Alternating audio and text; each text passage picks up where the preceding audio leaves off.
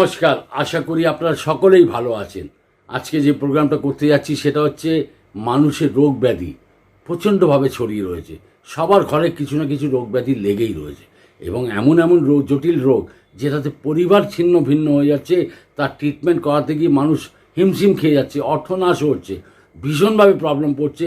তার মানেই বুঝতে পারছেন যে কত কষ্টের মধ্যে মানুষ যাচ্ছে।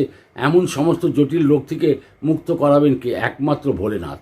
ভোলেনাথ মুক্ত করাতে পারেন। একটা সামান্য উপায় করে দেখুন, ভীষণ ভালোভাবে আপনার ফলাফল পাবেন। একটি তামার পাত্র নেবেন, তামার পাত্র নিয়ে তার মধ্যে শুদ্ধ জল ভরে নেবেন। জলটা ভরে সেটাকে 11 দিন কন্টিনিউ, যে কোনো দিন থেকে শুরু করতে পারেন, 11 দিন কন্টিনিউ করতে হবে। আপনাকে একটা কথা তার আগে বলে রাখি যে আপনার ওষুধপত্র এবং ডাক্তারকে দেখানো কিন্তু ছাড়বেন না। এটা আপনাকে করতেই হবে, সেটা অবশ্যই এটা খেয়াল রাখবেন, অবশ্যই যেন এটা হয়। কিন্তু তার সাথে যে মহাদেবের কৃপাপাত্র যে হতে চান, জটিল রোগ থেকে মুক্তি পেতে চান, উপায়টা করুন।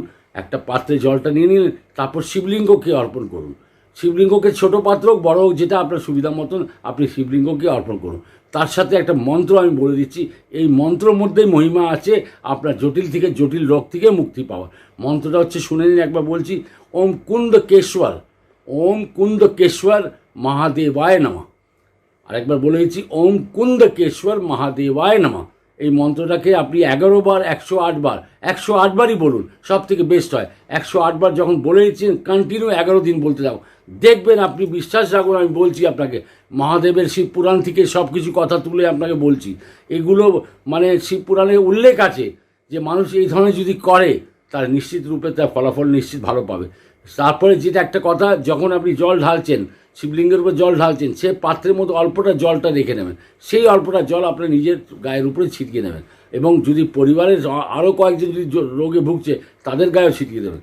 দেখুন করে, এটা জরুরি নেই যে মানুষ রুগী আছে সেই করবে, তার নাম গোত্র বলে আপনিও করতে পারেন। আপনি যেই রিলেশনে আপনি ওনার সাথে আছেন আপনিও করতে পারেন। উনি হয়তো উঠতে পারছেন না, প্রবলেম আছে, তাহলে পরিবারের যে কোনো একজন ওনার নাম গোত্র বলে করতে পারে। এই মন্ত্রটাকে আপনি 108 বার বললেই সব থেকে ভালো। আর যেদিন থেকে শুরু করতে পারেন, কোনো অসুবিধা নেই। এটা শুধু এই নয় যে আপনাকে শ্রাবণ মাসেই করতে হবে, সারা বছরে যে কোনো মাসে আপনি করতে পারেন, খুব ভালো হয়। করে দেখুন, ফলাফল খুব ভালো পাবেন, নিশ্চিত রূপে পাবেন। কারণ শিব পুরাণের কথাগুলো ভুল নেই। আমাদের শাস্ত্র আমাদেরকে জানিয়েছে, আমাদের শাস্ত্রের মধ্যে সব কিছু আছে, সব কিছু আছে, আমরা পেতে পারি। তাহলে কেন পাবো না? নিশ্চয়ই পাবো। আমরা ফলাফল ভালো পাবোই পাবো। ভালো থাকুন, সুখে থাকুন, আনন্দে থাকুন। আবার দেখা হবে। নমস্কার।